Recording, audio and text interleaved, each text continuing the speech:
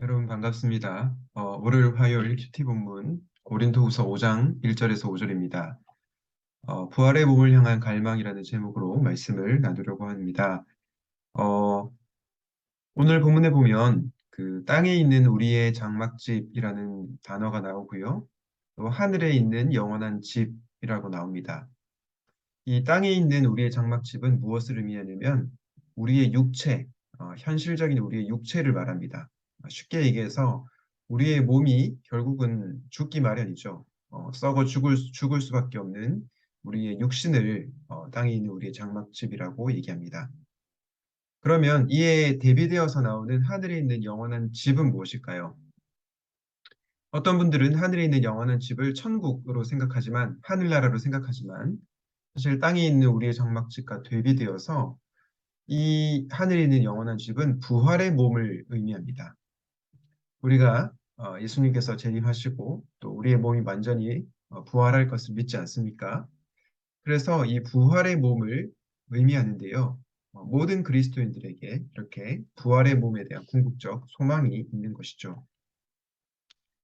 그런데 사도 바울이 오늘 본문에 보니까 탄식하고 있습니다. 2절에 보니까 우리는 하늘로부터 오는 우리의 집을 더디기를 갈망하면서 이 장막집에서 탄식하고 있습니다. 그리고 4절에는 무거운 짐에 눌려서 탄식하고 있다라고 얘기합니다.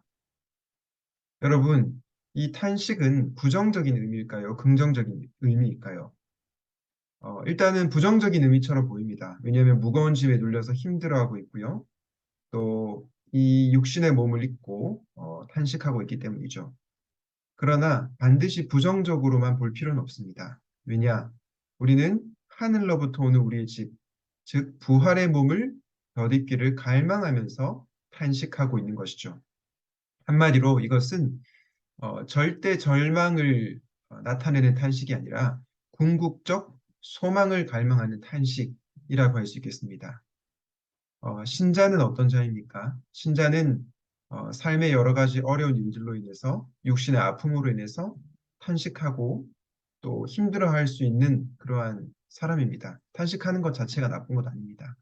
그러나 궁극적으로 우리는 부활의 몸을 입을 것이기에 기대를 하며 탄식합니다. 그날을 고대하며 탄식한다는 거죠. 바라기는 우리의 삶이 너무 힘들지만 어, 절대 절망의 탄식이 아니라 궁극적 소망을 두고 탄식하는 저와 여러분이 되시면 좋겠습니다. 한 가지 더 생각해 볼 것은요. 우리가 부활의 몸을 갈망한다고 했는데 이 부활의 몸이라고 하는 것이 우리의 육체만 썩지 않는 그런 몸일까요? 그렇진 않습니다. 제가 오늘 중요한 얘기를 하나 해드리려고 하는데요. 여러분, 아담이 타락하기 전 상태가 어땠습니까? 창세기 2장에서 선악과를 따먹기 전에 아담의 상태는 어땠습니까? 그때는 어땠냐면 죄를 지을 수도 있고 죄를 짓지 않을 수도 있었던 상태였습니다. 쉽게 얘기해서 하나님의 말씀에 순종해서 선악과를 따먹지 않을 수도 있었고요. 또 불순종해서 따먹을 수도 있었습니다. 그러나 우리가 잘 아는 것처럼 아담은 하나님의 말씀을 불순종했죠. 그런데 아담의 타락 이후 어떻게 되었습니까? 죄를 이제 지을 수밖에 없는 상태가 되었죠. 저와 여러분도 마찬가지입니다. 우리도 타락 이후에 죄를 짓게 되었죠. 그리고 나서 우리가 예수 그리스도를 믿고 거듭나는 은혜를 경험했습니다. 구원의 은혜를 경험했죠. 구원의 은혜를 경험한 사람들은 어떻습니까? 죄를 짓지 않을 수 있는 상태에 이르렀습니다. 물론 이 말은 우리가 지금 죄를 안 짓는다는 말이 아니고요. 죄를 안 지을 수도 있는 하나님께서 은혜를 주셔서 죄를 멀리할 수도 있는 거죠. 그러나 저와 여러분이 경험하시는 것처럼 또 우리는 죄를 짓습니다. 그런데 제가 지금 드리고 싶은 마지막 중요한 부분은 뭐냐면 우리가 예수님께서 다시 오셔서 부활의 몸을 입었을 때 그때는 어떻게 되느냐? 우리는 죄를 짓고 싶어도 더 이상 지을 수 없는 상태가 됩니다.